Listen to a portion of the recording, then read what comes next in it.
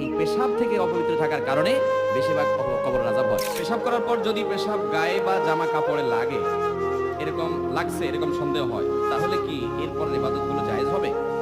দেখেন, পেশাব করার পর সুইয়ের আগায় যে পরিমাণ পানি থাকে, সুই আছে না, সুইর মাথায় যেরকম পানি থাকে ওইরকম ছোট ছোট ছিটা আসে না কিছু, এগুলো যদি আসে 2-4-5টা বা এরকম ছিটা যদি আসে আপনার কাপড়ের শরীরে, নাপাক হবে না।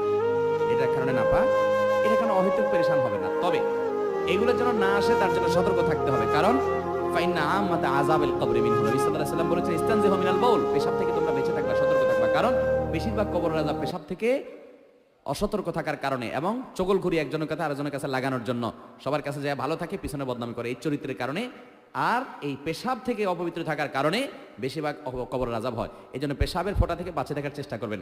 দাঁড়ায় যদি সরসর করে পেশাব করে দেন তাহলে ছিটা বেশি আসবে, এই জন্য বসে বসে করবেন।